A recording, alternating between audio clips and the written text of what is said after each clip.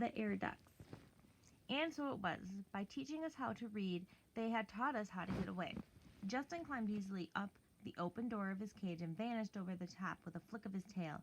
He came back an hour later, greatly excited and full of information. Yet it was typical of Justin that even excited as he was, he stayed calm. He thought clearly. He climbed down the front of the cage rather than his own and spoke softly.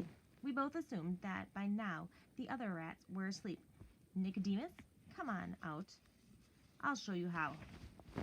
He directed me as I reached through the wire bars of the door and felt beneath. I found the small metal knob, slid it forward and sideward, and felt the door swing loose against my shoulder. I followed him up the side of the cage and the shelf above. There we stopped. It was the first time I had met Justin face to face. He said, "It's better talking here than around the partition." "Yes." "Did you get down?" "Yes." "How did you get back up?" "At the end of the shelf there's a large cabinet. They keep the mouse cages in it. It has wire mesh doors. You can climb up and down them like a ladder." "Of course," I said. "I remember now." I had seen that cabinet many times when my cage was carried past it. For some reason, perhaps because they were smaller, the mice were kept in the cage within a cage. Justin said, "Nicodemus, I think I found a way to get you out." "You have? How?" "At the end of the room there's an opening in the baseboard of the bottom of the wall. Air blows in through one of them and out the other. Each one has a metal grid covering it, and on the grid there's a sign that says, 'Lift to adjust airflow.' I lifted one of them, and it hangs on a hinge like a trapdoor. Behind it there is a thing like a metal window. When you slide it wide open, more wind blows in. But the main thing is it's easy, big enough to walk through and out." "But what's on the other side, and where does it lead?" "On the other side there's a duct, a thing like a square metal pipe built into the wall. I walked along it, not very far, but I can see out where it must go. There's bound to be duct like it leading to every room in the building, and they must all branch off one main central pipe. And that one has to lead somewhere like outside, because that's where our air comes in. And that's why we never open the windows. I don't think those windows can open." He was right, of course. The building had central air conditioning. What we had to do was find the main air shaft and explore it. There would have to be an intake at one end and an outlet at the other. But that was easier said than done, and before it was done there were questions to be answered. What about the rest of the rats? There were 20 of us in the laboratory, and we had to let the others know. So one by one we woke up and showed them how to open their cages. It was an odd assembly that gathered that night, under the dim lights in the echoing laboratory on the shelf where Justin and I had talked. We all knew each other in a way, from the passing of the messages over the preceding months, yet except for Jenner and me, none of us had ever really met. We were strangers, though, as you can imagine. It did not take long for us to develop a feeling of comradeship, for we 20 were alone in a strange world. Just how alone and how strange none of us really understood at first. Yet, in a way, we sensed it from the beginning. The group looked to me as the leader, probably because it was Justin and I who first set them free, and because Justin was obviously younger than me. We did not attempt to leave that night, but went together and looked at the metal grid Justin had discovered and made plans for exploring the air ducts. Jenner was astute at the same sort of thing. He could foresee problems. "With a vent like this leading to every room," he said, "it will be easy to get lost. When we explore, we're going to need some kind of way to get back here." "Why should we come back?" asked somebody. "Because it may take more than one night to find the way out. And if it does, whoever is doing the exploring must be back in the cage by morning, otherwise Dr. Schultz will find out." Jenner was right. It took us about a week. What we did, after some discussion, was to find some equipment. First, a large spool of thread in one of the cabinets where some of us had seen Julie place it in one day. Second, a screwdriver that was kept on a shelf near the electronic equipment, because, as Jenner pointed out, there would probably be a screen over the end of the air shaft to keep our debris, and we might have to pry it loose. What we really need was a light for the ducts at night, and it was completely dark. But there was none to do, not even a box of matches.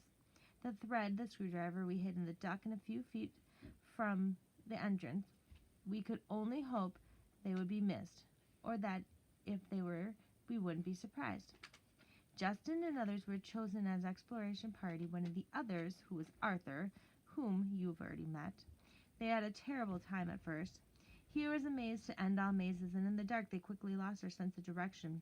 Still, they kept it at it, night after night, exploring the networks of shafts that laced like a cubical spiderweb through the walls and ceilings of the building. They would tie the ends of the thread to the grid in our laboratory and unroll it from the spools as they went. Time and time again, they reached the end of the thread and came back. Just isn't long enough, Justin would explain. Every time I come to the end, I think, if I could just go 10 feet farther. And finally, that's what he did.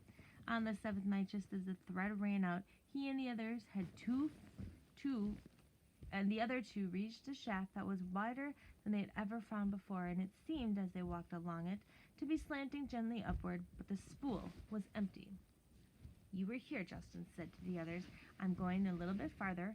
Hang on to the spool, and if I call back, call back. They had tied the end of the thread around the spool as they would not lose it in the dark. Justin had a hunch. The air coming through the shaft had a fresher smell where they were, and seemed to be blowing harder than in the other shafts. Up ahead, he thought he could hear the whir of the machine quite faintly, and there was a faint vibration in the metal under his feet. He went on, and the shaft turned upward at a sharp angle. Then straight ahead he saw a patch of light-colored darkness, then pitch black around him. In the middle of it, 3 twinkling stars. It was the open sky. Across the opening, there was, as Jenner had predicted, a screen of heavy wire. He ran toward it for a few seconds longer and then stopped. The sound of the machine had grown suddenly louder, changing from a whir to a roar. It had obviously shifted speeds. An automatic switch somewhere in the building had turned it from low to high, and the air blowing past Justin came so hard it made him gasp. He braced his feet under the metal, and he held on. In a minute, as suddenly as it had roared, the machine returned to a whisper. He looked around and realized he was lucky to have stopped. By the dim light from the sky, he could see that he had reached a point where perhaps 24 air shafts came together like branches into the trunk of the tree. If he had gone a few steps farther, he would never have been distinguished which shaft was his. He turned in his tracks, and in a few minutes he rejoined again. We had a meeting that night, and Justin told all of us what he had found, and he had left the thread and anchored by the screwdriver to guide us out. Some were leaving immediately, but it was later, and Jenner and I argued against it. We did not know how long it would take us to break through the screen at the end. If it would take more than an hour or two, daylight would be upon us. We would then be unable to risk returning to the laboratory and would have to spend the day in the shaft or try to get away by broad daylight. Dr. Schultz might even figure out how we had gone and trap us in the air shaft. Finally, reluctantly, everyone agreed to spend one more day in the laboratory and leave early the next day.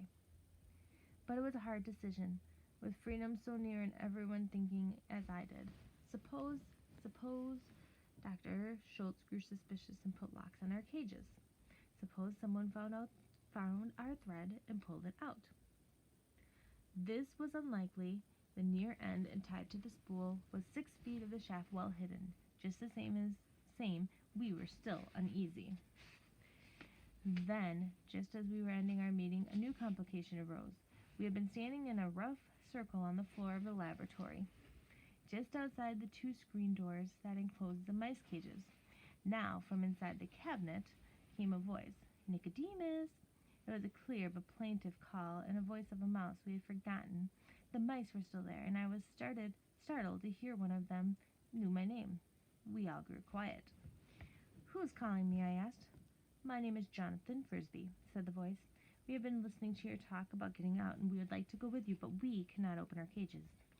As you can imagine, this caused a certain commotion coming at the last minute. None of us knew how much about the mice, except that we had heard Dr. Schultz dictate into his tape recorder. From that we had learned that they were getting the same injections we were getting, and that the treatment had worked about as well on them as it did on us. They were sort of a science experiment without a control group. Justin was studying the cabinet. Why not? He said. If we can get the doors open, someone muttered. Oh, they're going to slow us down. No, the mouse," Jonathan said. "We will not only open our cages when you go, and we will make our own way. We won't even stay with you if you prefer." "How many are you?" I asked. "Only 8. The cabinet doors are easy to open. There's just a simple hook halfway up." But Justin and Arthur had already figured it out, and they climbed up the screen, unhooked the hook, and the door swung open. The cage opened the same way as yours," said another mouse, "but we can't reach far enough to unlatch them." "All right," I said. "Tomorrow night, as soon as Dr. Schultz and the others leave, we'll open our cages, and you can follow the thread with us to get out. After that, you're on your own." "Agreed," said Jonathan. "Thank you." "And now," I said, we should all get back into our cages. Justin, please hook the door again."